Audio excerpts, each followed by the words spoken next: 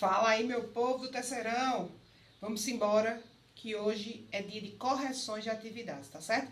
Vamos corrigir aquelas atividades da aula passada, para que a gente possa compreender melhor o conteúdo de população mundial, que é super importante para o Enem de vocês, e posteriormente a gente partir para um conteúdo que eu sei que vocês vão achar top, que são os conflitos mundiais. Os conflitos mundiais que vamos estudar aquela velha recapitulada de todos os conflitos que nós já estudamos, e, obviamente, vamos tirar várias dúvidas ao longo das nossas aulas, tá certo? Então, fique ligado nas correções, módulo em mãos. Nós vamos corrigir o G6, tá certo? Aí a página 12, vamos começar a partir da página 12, corrigir o G6, tá certo? Para que a gente possa compreender cada dia melhor o nosso conteúdo de população mundial. Então, fiquem ligados, módulo em mãos. Vamos embora, que o negócio vai ferver hoje para a gente corrigir essas atividades, beleza? Vamos aí partir para a primeira questão, que é da UFRJ aí, ó. Distribuição da população pelos continentes. Nessa questão você vai observar como está distribuída a população pelos continentes em número de habitantes, de uma maneira geral, né? Nós sabemos que a maior concentração demográfica da população está no continente asiático, até porque lá é conhecido como o verdadeiro formigueiro humano. A gente pegar, por exemplo, populações como China, Índia, Bangladesh, Japão, nós vamos ter verdadeiras aglomerações humanas e aglomerações urbanas também, devido à concentração industrial. Aí tem aí, com base no mapa, define e justifique a possibilidade de se estabelecer uma relação lógica entre as crônicas e estratégias e táticas, dificuldades sociais africanas e o tamanho de sua população, levando-se em conta as dimensões do seu território. Vamos analisar aí o território aí do mapa 3. Aí vocês podem observar o território aí do 3, o continente africano. E tem aí as legendas de cada um, né? No 3 nós vamos ter 682 milhões de habitantes. Uma relação que a gente pode pré-estabelecer é que a África o continente africano tem praticamente a mesma proporção da população europeia, né? Cerca de 800 milhões de habitantes. Numa área bem maior e com problemas sociais maiores. Então, nós vamos ter uma área grande, mas também com populações que tem, na verdade, a Europa tem uma grande concentração populacional. No entanto, nós vamos ter um quadro econômico super diferente do continente africano, né? Isso aí é indiscutível, o quadro econômico, até porque foram os europeus que exploraram o continente africano. Isso nós já sabemos com aquela questão da expansão colonial dentro do continente africano. Então, é uma questão muito lógica, né? Tem a mesma, você analisar, então você pode colocar praticamente a mesma população,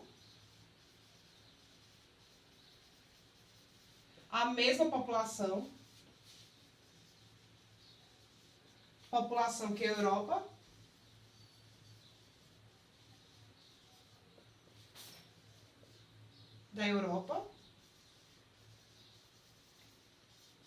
mas um fator bem óbvio, numa área bem maior com problemas sociais diferenciados. Em uma área maior,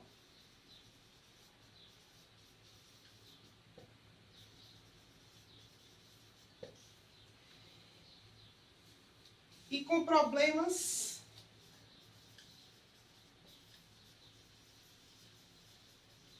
sociais bem maiores. Isso aí é indiscutível, com problemas sociais maiores. Socioeconômicos. Vamos usar o nome socioeconômicos, que fica bem mais interessante, né?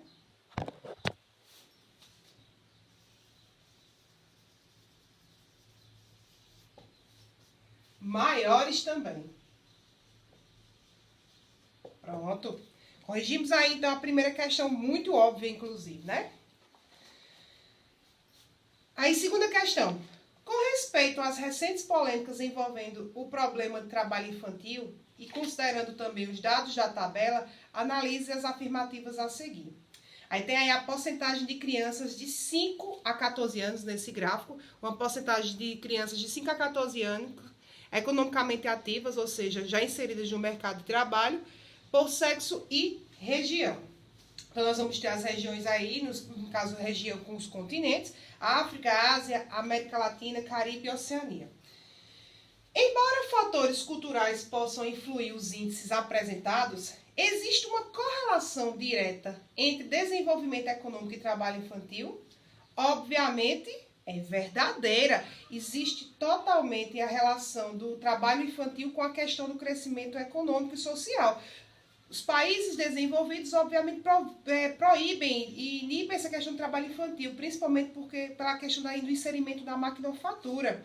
Já nos países subdesenvolvidos, nós vamos ter, sim, um inserimento da população infantil trabalhando. Quanto mais, no caso, menos urbanizado, mas também você vai ter o quê? O crescimento demográfico, ou seja, o crescimento da taxa de natalidade e, consequentemente, nós vamos ter isso bem presente aí no continente africano. Uma área também, grande parte da população reside em áreas rurais. Então, quanto mais em áreas rurais a população se concentra, maior também é o índice de trabalho infantil. Então, a proposição não está correta.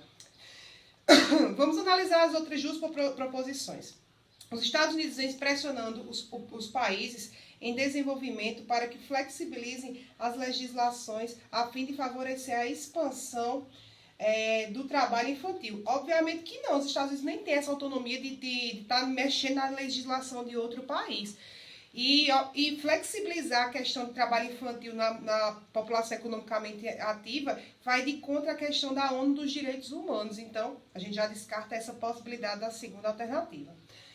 Terceira, no Brasil, o trabalho infantil predomina na área rural, na região sul. Já descarta. Na região sul do Brasil, nós possuímos, inclusive, o melhor IDH do território brasileiro, a segunda região mais rica do nosso território. Então, a gente já descarta a partir daí. Então, a alternativa correta, então, na segunda questão, é a letra A. Letra A, segunda questão. Tudo certinho? Vamos embora. Terceira questão. Sobre a população mundial, analise as seguintes afirmativas. Primeira proposição. Nas últimas décadas, a estrutura etária do Brasil tem se tornado gradativamente semelhante à dos países desenvolvidos. Obviamente que não. A estrutura etária do Brasil ainda está engatinhando no que diz respeito a... Na verdade, o Brasil está se assemelhando... Na verdade, o que acontece? O Brasil está se assemelhando com os países desenvolvidos no que diz respeito à diminuição da taxa de natalidade, aumento da expectativa de vida, que é o topo da pirâmide etária, e a população jovem ainda é predominante, bem diferente dos países desenvolvidos, mas está se assemelhando por conta do invertimento da pirâmide etária. Então, essa proposição está correta. Segunda alternativa. Nigéria, Brasil e Alemanha são, respectivamente, exemplos de países com população jovem, intermediária e velha. Então, nós vamos ter uma alternativa correta. Nós vamos ter uma população jovem na Nigéria, intermediária no Brasil e velha na Alemanha. Quanto mais desenvolvido, mais a população vai tendo o quê? Um aumento da população economicamente inativa, como a gente já debateu em nossas aulas. Então, a segunda proposição está correta.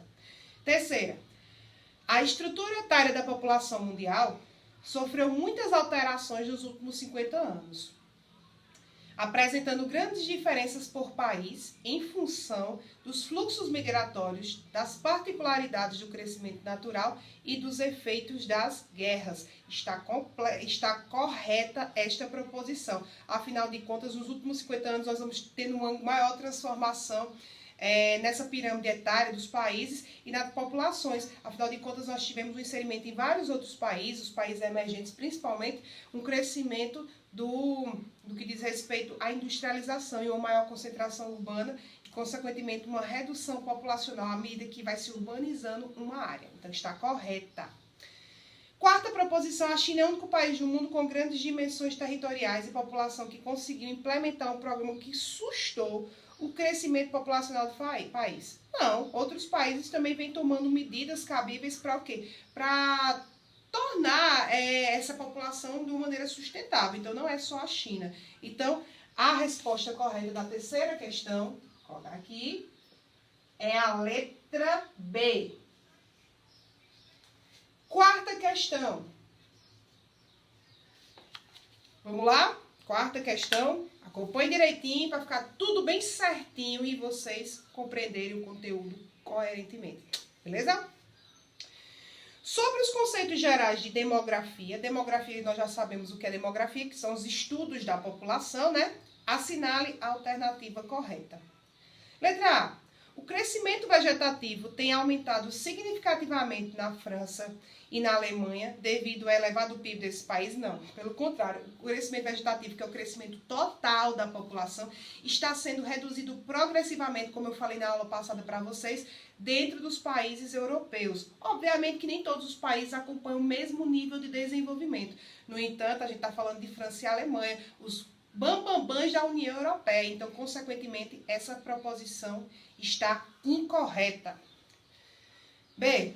Os países em que a população rural é predominantemente e nos quais são largamente utilizadas técnicas tradicionais de cultivo no solo, apresentam taxas de crescimento vegetativo muito altas, visto que uma boa qualidade de vida no campo reduz as taxas de mortalidade e eleva a expectativa de vida. Nada a ver, até porque uma população rural, isso diz respeito, hoje em dia quer dizer que os países que maior população rural é que não tiveram um processo de revolução industrial tardia ou que ainda estão engateando a industrialização e, consequentemente, a taxa de natalidade vai ser alta e de mortalidade também pelas condições socioculturais das pessoas que residem nas áreas rurais. Então, está incorreta. Vamos analisar essa letra C aí.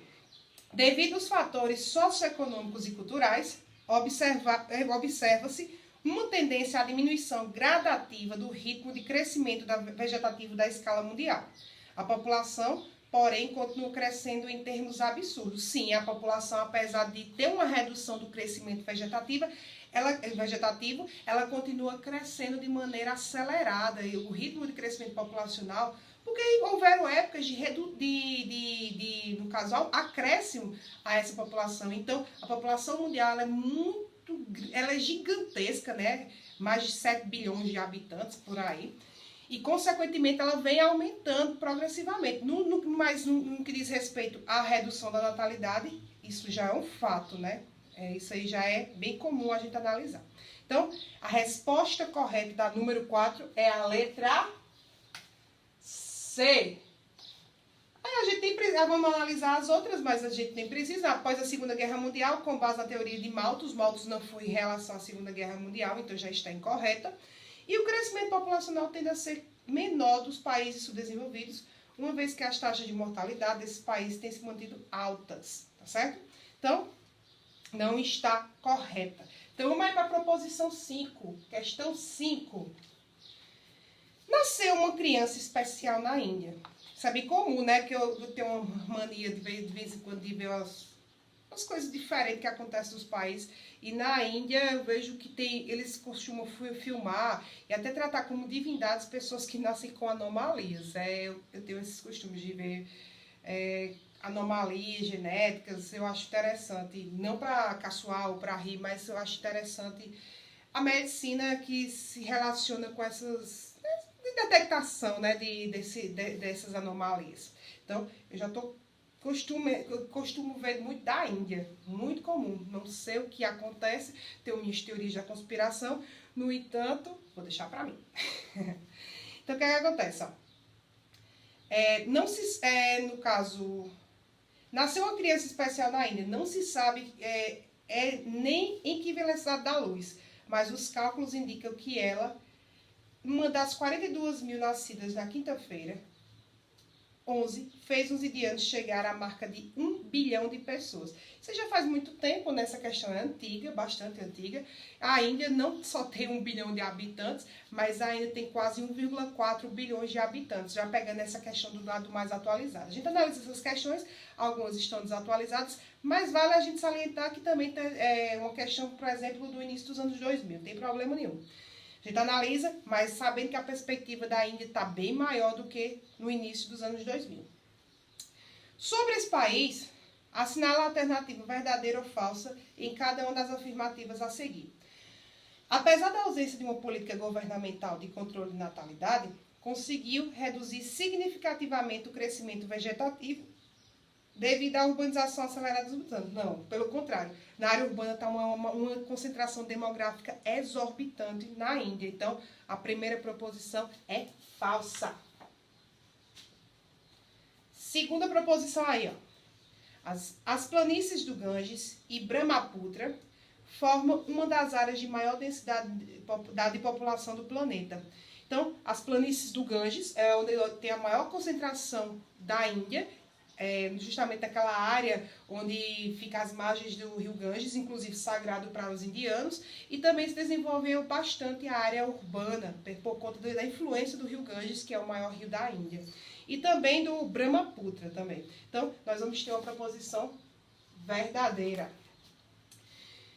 Apresenta indicadores sociais deficientes, como reduzida expectativa de vida e elevada mortalidade infantil, formando, juntamente com Paquistão e Bangladesh, o maior bolsão de pobreza do mundo. Verdadeiro, verdadeiro. Bangladesh e Índia, nós vamos ter uma das maiores concentrações demográficas do continente asiático. No entanto, o que acontece com a Índia, nós vamos ter um grave índice de pobreza, bem como Bangladesh, uma concentração urbana e também uma concentração de pobreza e IDH baixo dentro do continente asiático. Então, verdadeira. Possui uma grande diversidade étnica, cultural e social, pois o sistema de castas, apesar de oficialmente extinto, continua a segregar classes através de privilégios, preconceitos e costumes. Dando uma analisada na questão da religiosidade indiana, isso, no caso, foi um dos fatores bem discutidos ao longo dos anos, que era justamente as pessoas se acostumarem à pobreza, à miséria, por conta daquela divisão do sistema de castas, que é a divisão do sistema onde a população ela é dividida por classes sociais. Foi extinto, que é no caso a religião do hinduísmo, no entanto as pessoas ainda seguem bastante o hinduísmo e consequentemente se acostumam com o quê? Com a predestinação, porque o hinduísmo acredita na predestinação. Então muitas pessoas ainda acreditam que o sistema de castas, que está predestinado a ser pobre, justificando assim um grande índice de pobreza dentro da Índia, né? O conformismo com a pobreza, infelizmente por conta do sistema de castas, que é de classes sociais, implantadas no hinduísmo, tá certo?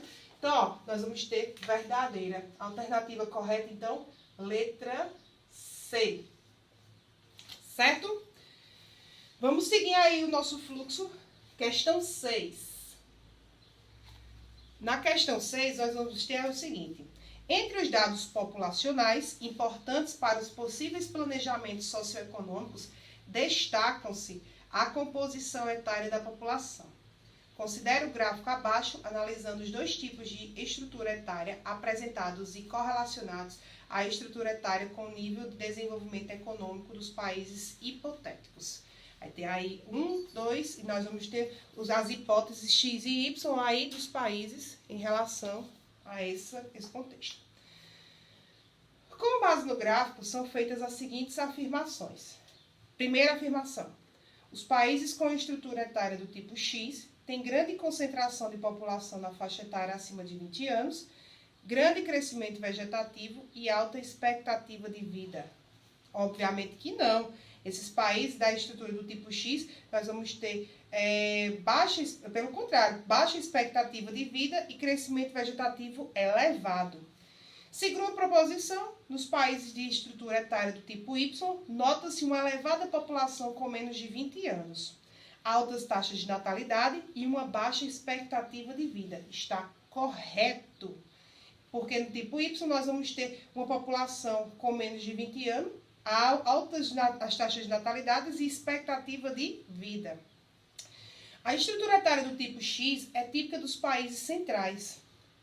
A estrutura etária do tipo Y é típica dos países periféricos. Está correto também. Então a alternativa correta é a letra D. Letra D, tá certo? Então, vamos seguir aí na questão 7. Questão 7. Na Rússia, a mortalidade era de 16 por mil. Tá certo? No caso, em vez de você ler esse númerozinho por cento, você lê por mil. Que é a cada grupo de 1.000 habitantes. Em 2005, conta com 8 por mil nos Estados Unidos e a natalidade de 10 por mil. Na mesma data, conta com 14 por mil nos Estados Unidos. A esperança de vida é de 58 anos para os homens, era de 63,8 anos nos anos 60, e de 72 para as mulheres. O déficit da população ativa é estimado em 18 milhões de pessoas e, apesar do clima de xenofobia existente, a gente já está tratando do país europeu, né? O país deverá apelar para a imigração para complementar a população ativa que necessita. Nós observamos muito esse contexto no continente europeu. Atualmente, para completar a população economicamente ativa dos países europeus, principalmente os países mais desenvolvidos europeus, estão percorrendo justamente a mão de obra imigrante. Apesar de toda a xenofobia, ainda é necessária a mão de obra imigrante dentro do continente europeu. Então vamos analisar as questões aí. A leitura do texto e os conhecimentos sobre realidade socioeconômica russa, não só na Rússia, mas nos contextos, a gente pode até pegar o contexto dos outros países europeus, a gente já pode analisar esse questionamento, né? Na atualidade, permitem que o país está em fase de transição, tanto na economia quanto na demografia. Nós vamos ter um país gigantesco, mas com população relativa, na verdade. Está em fase de transição tanto econômica como demográfica? Não, não está em transição demográfica nem econômica. Nós vamos ter uma população reduzida mediante ao tamanho do território, né? Enfrenta uma situação social e demográfica alarmante. Sim, porque para você depender tanto da mão de obra imigrante, é um pouco alarmante a diminuição dessa população economicamente ativa e o aumento da população economicamente inativa, que faz com que dê o quê? Um break na questão da previdência social, né? A previdência social que é tão debatida e que você trabalha e você quer receber futuramente, né? Você quer a sua aposentadoria. Então, um número alto de população economicamente ativa com a redução progressiva da população economicamente ativa, isso no caso dá problemas futuros econômicos, principalmente no que diz respeito às questões governamentais. Então, a letra B está correta. Questão 8. A questão 8 aí, ó. A questão 8 nós vamos ter. Em nossos dias, multidões de expatriados em marcha buscando sobreviver continuam a refazer o itinerário trágico dos vencidos. Sobre essa marcha de expatriados, pode-se afirmar que, primeira proposição, os fluxos internacionais de migração atualmente têm direção semelhante àquela do início do século. Não, obviamente os fluxos de migração nem se comparam aos fluxos de migração do início do século. Nós temos novos fatores que levam à migração, né? Fatores, inclusive, de guerras civis que nós analisamos, fatores, por exemplo, de crescimento demográfico, crescimento urbano, que são bem analisados atualmente, né? Então, não está correta a primeira questão aí. A Ásia é hoje o continente com maior poder de atração, recebendo grande número de africanos e australianos. De forma alguma, o maior foco dessas migrações, principalmente as migrações africanas, são o continente europeu, devido à influência do mar Mediterrâneo, das rotas, de uma maneira geral, das rotas de fuga à Itália. Então, não está correta. Terceira proposição. Os desequilíbrios econômicos e demográficos presentes em várias partes do mundo são fatores responsáveis pelas migrações. Obviamente, um dos fatores principais que levam a população a migrar são os fatores econômicos, tá certo? Então, correto. A imigração possui uma pressão demográfica, mas priva a região de considerável parcela da população jovem e ativa. Obviamente, a imigração que a gente estudou como a saída da população de uma maneira geral, nós vamos ter, faz com que, por exemplo, priva uma parcela da população jovem e ativa de estar no seu país de origem e tendo que buscar uma alternativa em outros países onde tem já a sua própria população, né? É uma migração do tipo forçada por fatores econômicos, então está correta. Questão 8, então, letra E. Questão 8, letra E. Questão 9.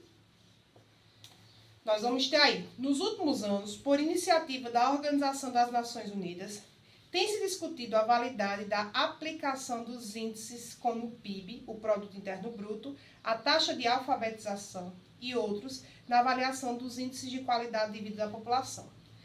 Em substituição a esses índices específicos e setorizados, a ONU propôs a utilização de um novo índice, mais complexo, que reflita de modo integrado os aspectos relativos à economia, longevidade e educação. Esse motivo é o índice. Obviamente, vocês já estão feios de ver isso, é o IDH, né? O que mede a qualidade de vida da população, o Índice de Desenvolvimento Humano, que mede, no caso, a qualidade de vida total da população a que nós estamos nos referindo. Então, IDH, questão 9, óbvia. Então, letra A, nem tem o que discutir, né? As outras não tem nada a ver. Então, letra A. Questão 10. A teoria reformista, gente, lembrem-se bastante que a gente debateu muito as teorias no primeiro ano do ensino médio. A teoria malthusiana, que eu também falei durante a última aula, dei uma revisadinha. A teoria malthusiana, a neomalthusiana e a teoria reformista.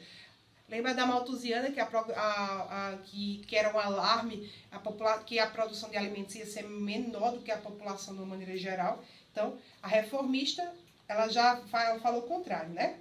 Aí tem aí, a teoria reformista analisa os problemas demográficos, tendo como referência as condições socioeconômicas da população. Com base nessa teoria, estabeleça uma relação entre as taxas de natalidade nos países subdesenvolvidos e as condições de vida dos seus habitantes. Então, nós vamos ter os neomalthusianos, o que vem de contraposto da teoria neomalthusiana é a teoria reformista, né? Que o que justificava o crescimento demográfico, e pelo contrário, a questão da produção alimentícia, ela continua do mesmo jeito. No entanto, o crescimento demográfico ele foi acelerado e é importante analisar essa teoria reformista, que ela busca o quê? O nível de desenvolvimento, as taxas de natalidade, elas tendem a cair. Então, ela é a teoria mais aceita, né, atualmente. Então, nós vamos ter aí, ó. Os reformistas afirmam que investir. Então, você pode colocar o seguinte: investir no desenvolvimento. Investir no desenvolvimento.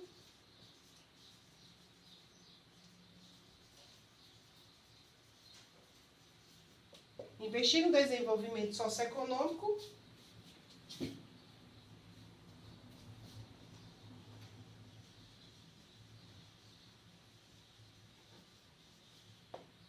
Investir no desenvolvimento socioeconômico para ver as taxas de natalidade caírem.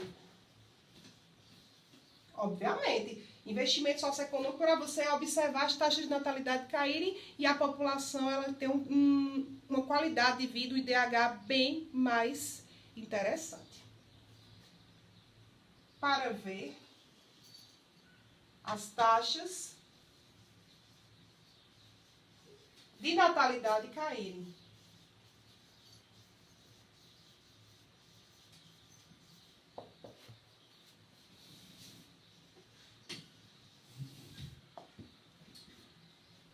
Então, nós vamos ter a falta de informação, as condições precárias que a população vive, é justamente mediante ao fator de desenvolvimento socioeconômico de determinadas áreas. Então, a teoria reformista diz que a natalidade é alta porque também a população ela se empobreceu. E atualmente nós observamos que isso é uma perspectiva aceitável, né? Porque quanto mais pobre, mais menina a população vai ter. Isso aí é uma coisa óbvia. Você observa até nas áreas urbanas, quanto mais filhos, mais nós vamos ter menos índices de informação a população vai ter. Consequentemente, da alimentação, sustentabilidade vai ser bem mais complicada da manutenção dessa população aí. Tá certo?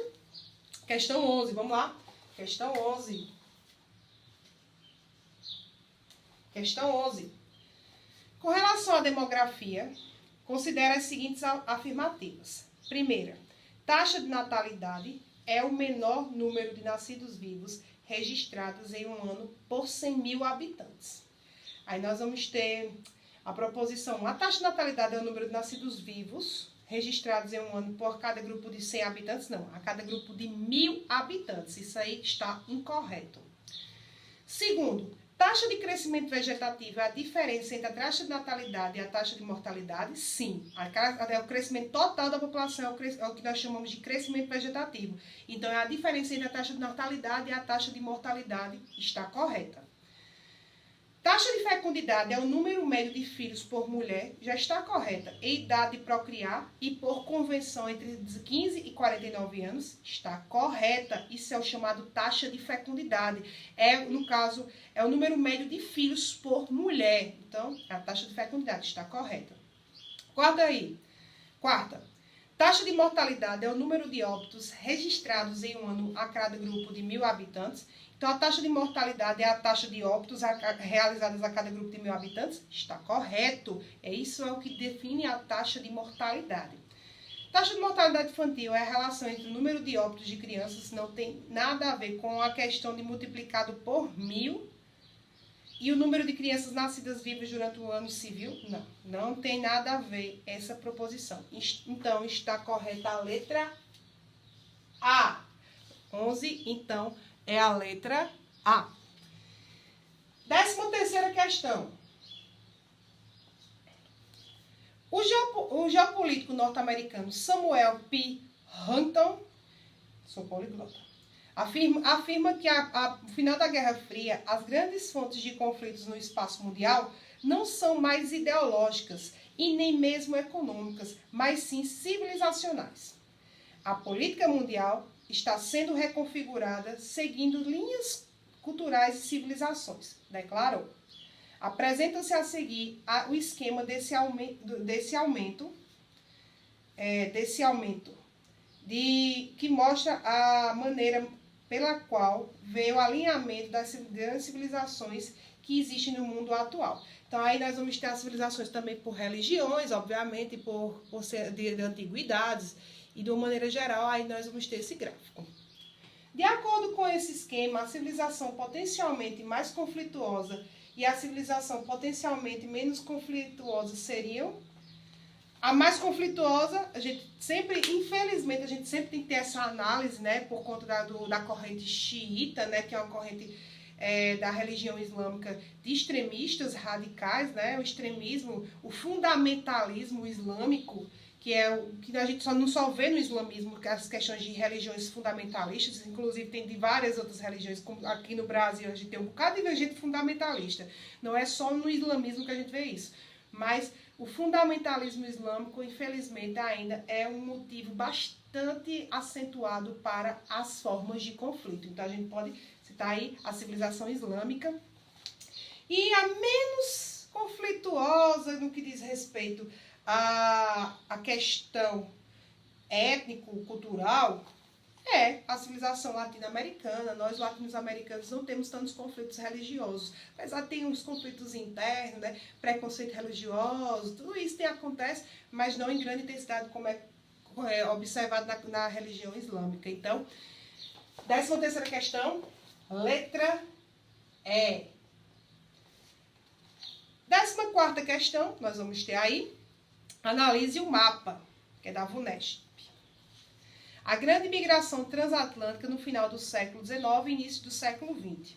Analise as 5 afirmações feitas a respeito do tema estampado no mapa. Esse mapa aí você vai ter o número de imigrantes, os polos imigratórios, principais populações que imigraram. Então, vocês vão analisar no livro de vocês, na página 15, esse mapa. Vamos lá. Analise as 5, assim, durante esse período, a América Central se transformou numa importante região imigratória? Não. A América Central não foi nunca uma região que foi acentuada essa questão da imigração. Pelo contrário, ela foi mais de saída. Então, não está correta.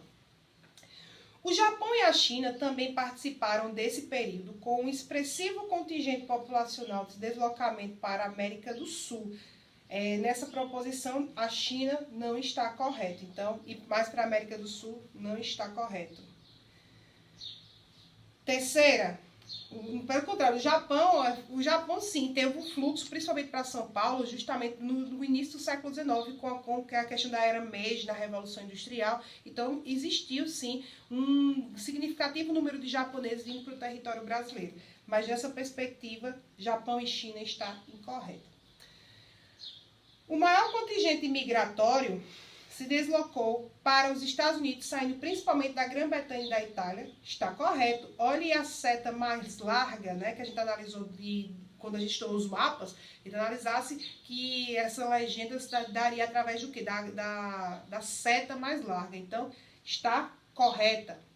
O fim da gradual da escravidão do continente americano e a demanda por mão de obra para substituir os escravos, associada à primeira revolução dos transportes, constituíram elementos que intitularam e intensificaram o fluxo migratório europeu. Essa questão está correta. Então, o fim da escravidão fez com que, por exemplo, o continente americano tivesse que pedir por demanda de quê? De outras populações, o que justifica, por exemplo, o inserimento de nações como a Alemanha, a Itália, dentro do território brasileiro. Então, foi palco das grandes migrações, justamente por conta das revoluções industriais acontecentes, e também o declínio econômico do continente europeu fez com que a América do Sul, principalmente o Brasil, virasse um palco de quê? De migrações dentro do território mundial. No final do século XIX, muitos europeus emigraram em direção ao continente americano para fugir das crises agrícolas, da pobreza e das perseguições. É o que eu acabei de falar. Para fugir das crises econômicas, a população que vivia no campo e começou a passar a viver nas cidades, a concorrência, de uma maneira geral, fez com que a população tivesse um empobrecimento progressivo nesse período no continente europeu. Então, a América do Sul, ela foi palco também dessas transformações. Então, está correta. Então, proposição correta, questão 14ª, letra C. 14, letra C. Questão 15, uma questão aí de Enem. Vamos analisar. De acordo com as reportagens sobre os resultados recentes dos estudos populacionais, a população mundial deverá ser de 9,3 bilhões de pessoas em 2050. Foi aquele gráfico que nós, inclusive, analisamos durante a última aula. Uma perspectiva futura para 2050 que a população mundial possa ultrapassar 9,3 bilhões de habitantes. Vamos pagar para ver, né? Ou seja, será 50% maior do que os 6,1 bilhões em meados dos anos 2000. Atualmente, nós temos o valor ultrapassado a 7,3 bilhões de habitantes, né? Essas são as principais conclusões do relatório Perspectivas da População Mundial, revisão 2000, preparado pela Organização das Nações Unidas. Apenas 6 países responderam por quase metade desse aumento. Índia, 21%, China, 12%, Paquistão, 5%, Nigéria, 4%, Bangladesh, 4% e Indonésia, 3%. Vamos lá. Esses elevados índices de expansão contrastam com os países mais desenvolvidos. Em 2000, por exemplo, a população da União Europeia teve um aumento de 343 mil pessoas, enquanto a Índia alcançou nesse mesmo crescimento na primeira semana de 2001. Os Estados Unidos serão uma exceção do grupo dos países desenvolvidos, com o país que se tornará o único desenvolvido entre os 20 mais populosos do mundo. A população dos Estados Unidos cresce também bastante, progressivamente. Também é a questão da migração, né? Apesar que Trump deu uma barrada nessa questão da migração nos últimos anos, né? Considerando as causas determinantes do crescimento populacional, pode-se afirmar que, letra A, na Europa, altas taxas de crescimento vegetativo explicam o seu crescimento populacional em 2000, totalmente incorreto. Então, as taxas de crescimento vegetativo estão reduzindo no continente europeu, não aumentando, está incorreta. B, nos países citados, baixas taxas de mortalidade infantil e o aumento da expectativa de vida são responsáveis pelas tendências de crescimento populacional. Está incorreta. Afinal de contas, a mortalidade infantil e a expectativa de vida não são tendências de crescimento populacional, principalmente nos países desenvolvidos, que também vão aumentar sua população, né? Letra C. Nos Estados Unidos, a atração migratória representa um importante fator que poderá colocá-lo entre os países mais populosos do mundo. Sim, a migração, os movimentos migratórios vão aumentar muito mais a população dos Estados Unidos. Então, nós vamos marcar logo a 15 como correta a letra C e vamos analisar os erros da letra D e E. Nos países citados, altos índices de desenvolvimento humano explicam as suas altas taxas de natalidade. Então, nos países citados, os altos índices de desenvolvimento humano explicam as altas taxas de natalidade? Não. O IDH da China não é tão elevado. O IDH da Índia também não. O Paquistão nem se fala. Bangladesh, Nigéria. Não. Nós não vamos ter um quadro econômico tão acentuado nesses países citados. Então, está incorreta. Nos países asiáticos e africanos, as condições de vida favorecem a reprodução humana. Não, pelo contrário. Favorece nada a reprodução humana, porque são condições econômicas e sociais precárias, então não favorece as condições humanas. Onde era para o povo ter menina, era o quê? No continente europeu, e mesmo assim nós vamos ter uma progressiva redução da taxa de natalidade nos últimos tempos, inclusive redução da população economicamente ativa, tá certo? Sobre essas atividades complementares, galera, essas atividades complementares, vocês vão ter o gabarito, né? Mas não custa nada a gente também dar uma breve explanada nas questões aí e dá para vocês aí. Na questão 1, nós vamos ter, corrigindo aí a letra C, certo? Letra C, que fala da África subsaariana, os 50 países mais pobres do mundo, classificados no segundo IDH. Um dentre eles estão o quê? Países competentes à África subsaariana. Então, uma das atividades complementares, nós vamos ter na página 15 aí, a primeira, letra C.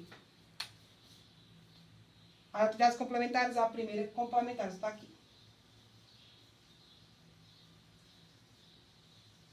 Primeira, letra C. Vamos pular aí para essa terceira, que eu vou dar as gabaritagens de marcar, tá certo? A terceira questão, nós vamos ter a letra B. Nós vamos ter as pessoas que se deslocam de uma região para a imigração, para outra é uma área de imigração, porque aí está falando uma questão justamente do conceito de imigração. Então, a terceira questão, letra B. Nós vamos ter outra questão aí, é a questão 4. A questão 4 é para você analisar a tabela do trabalho infantil. Então, nós vamos ter a letra número 4, letra C. E as questões abertas eu também vou corrigir com vocês durante as nossas próximas aulas, tá certo? Para a gente dar uma aula bem massa para vocês nessas questões abertas. A questão 7, nós vamos ter a questão 7, aí também é a questão aberta. A questão 8, nós vamos ter letra A, questão 8, letra A. Na questão 8, nós vamos ter letra A, a civilização islâmica, budista e hinduísta. A primeira você vai ter no continente africano. Lembre-se que o continente africano, onde predomina a África subsaariana, a religião islâmica. Religião budista, continente asiático, principalmente no extremo oriente e no sudeste asiático. E nós vamos ter a religião hinduísta, predominantemente na Índia, né? Onde se predomina mais o hinduísmo. Nós vamos ter aí, então, a questão 9, nas complementares. A questão 9, nós vamos ter letra B. Vamos analisar a questão 9. O trabalho perdeu sua centralidade no mundo contemporâneo e as reivindicações dos trabalhadores se ajustaram às novas tendências do capitalismo.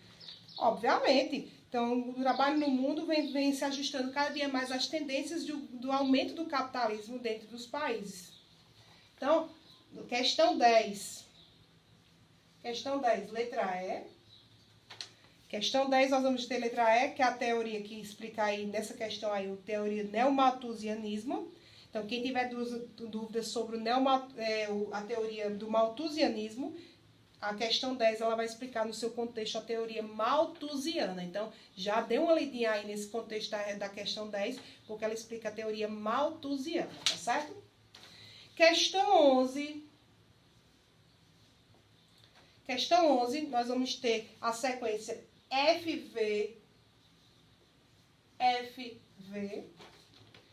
Questão 12. Questão 12. As respostas corretas são 1, 2, 8 e 16. Aproveite quem não fez, aproveita a correção e vá fazer e me mande a correção. Lembrando que essa correção, a atividade corrigida deve ser mandada para mim assim que acabar a aula, beleza? Questão 13. Questão 13, letra D. Vou analisar a 13 aí. Questão 13, letra D, que fala sobre o crescimento populacional atual da Rússia, que é um crescimento negativo, que a gente analisou também durante as outras questões, que é elevado o número de idosos e a baixa taxa de fecundidade é um dos problemáticos que acontecem na Rússia. Questão 14, letra A, que é o aumento do número de idosos, que a questão analisa justamente o aumento de população de idosos, de uma maneira geral, e a baixa taxa de fecundidade. Questão 15 é a letra A, que é questão 15, V, V e F, letra A. Questão 16, para a gente finalizar aí. Esse barulho aí é meu gato que pulou a janela, viu? Não se assustem. Aí, para a gente não parar a nossa correção, não é, Joinácio? Então, erros de gravação. Então, questão 16, nós vamos ter, seguindo o fluxo. Questão 16, nós vamos ter a letra E. Então, a letra E, que é, no caso, 1 e 2 estão corretos. Então, eu mostrei um gráfico, um mapa, né, na verdade, das zonas de acolhimento e as zonas de partida da população. Obviamente, o sul, no caso, o ponto de partida, e em direção ao norte, né? Então, terminamos assim a nossa correção de hoje. Lembrando que vocês devem enviar essa correção para mim, já para a nota efetiva do terceiro bimestre. Então, não deixem de corrigir as atividades. Pessoal que me deve atividades também, me procure, que a gente vai estar resolvendo esses problemáticos referentes ao segundo bimestre, beleza? Então, ó, é nóis. Então, corrija a atividade por completo e me mande urgentemente, beleza? Um cheiro, morrendo de saudade de vocês. A gente se encontra brevemente também pelo Meet, tá certo? A gente vai se encontrar pelo Meet pra gente dar aquela breve conversada e ao vivo é mais gostoso. É nóis, aí, ó. Correção, viu? Anotado, terceiro bimestre. Olha o Enem.